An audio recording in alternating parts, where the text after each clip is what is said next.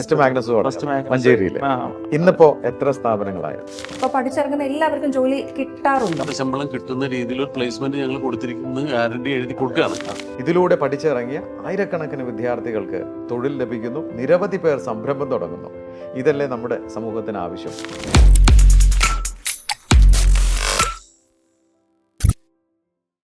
ഇപ്പൊ പഠിച്ചിറങ്ങുന്ന എല്ലാവർക്കും ജോലി കിട്ടാറുണ്ടോ? 20 മാസത്തെ കോഴ്സ് അല്ലെങ്കിൽ 22 മാസത്തെ കോഴ്സ് കംപ്ലീറ്റ് ചെയ്യുന്ന എല്ലാ ആളുകൾക്കും നമ്മൾ ജോബ് ഗ്യാരണ്ടി ആയിട്ട് കൊടുക്കും.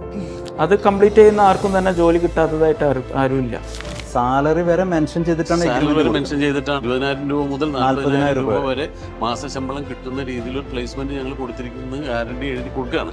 നോട്ടറൈസ് ചെയ്തിട്ടാണ് കൊടുക്കുന്നത്. ഇതിലൂടെ പഠിച്ചിറങ്ങിയ ആയിരക്കണക്കിന് വിദ്യാർത്ഥികൾക്ക് തൊഴിൽ ലഭിക്കുന്നു, നിരവധി പേർ സംരംഭം തുടങ്ങുന്നു. ഇതല്ലേ നമ്മുടെ സമൂഹത്തിന് ആവശ്യം?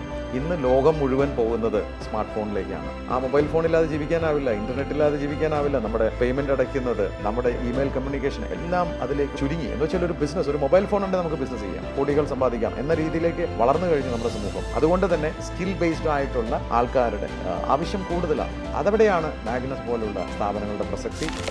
അപ്പോൾ ഡേ ബൈ ഡേ നമ്മുടെ ടെക്നോളജീസ് ഇങ്ങനെ മാറിക്കൊണ്ടിരിക്കുകയാണ്. അതിൽ അപ്ഡേഷൻസ് വരുന്നുണ്ട്, അപ്ഗ്രേഡ് ആയിക്കൊണ്ടിരിക്കുന്നുണ്ട്. അപ്പോൾ എങ്ങനെയാണ് ഇതിനെയൊക്കെ മാഗ്നസ് മീറ്റ് ചെയ്ത് പോകുന്നത്? തീർച്ചയായിട്ടും കമ്പനിക്ക് സ്വന്തമായിട്ട് തന്നെ റിസർച്ച് ആൻഡ് ഡെവലപ്മെന്റ് ടീമുണ്ട്. നമ്മുടെ ചൈനയിലെ മാഗ്നസിൻ്റെ ഓഫീസിൽ വെച്ചിട്ടാണ് അതിൻ്റെ ഓപ്പറേഷൻസ് എല്ലാം നടക്കുന്നത്.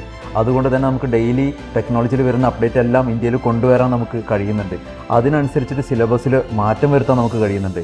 പ്രാക്ടിക്കലായിട്ട് കുട്ടികൾക്ക് ട്രെയിനിങ് കൊടുത്തുകൊണ്ട് കുട്ടികളെ എക്സ്പെർട്ട് ആക്കാനും അതുകൊണ്ട് നമുക്ക് കഴിയും. Smart phone and laptop engineering മേഖലയിലെ ഇന്ത്യയിലെ പ്രമുഖ സ്ഥാപനമായ മാഗ്നസ് ഇൻസ്റ്റിറ്റ്യൂട്ട് ഓഫ് ടെക്നോളജിയുടെ ആനുവൽ സ്റ്റുഡൻസ് മീറ്റപ്പ് നടന്നു. മാഗ്നസ് ജം 2025 എന്ന പേരിൽ എറണാകുളം ഭാസ്കറിയം കൺവെൻഷൻ സെന്ററിൽ വെച്ചായിരുന്നു പരിപാടി. മാഗ്നസ് ചീഫ് അഡ്മിനിസ്ട്രേറ്റർ ഓഫീസർ ഫാസിലും പരിപാടി ഉദ്ഘാടനം ചെയ്തു.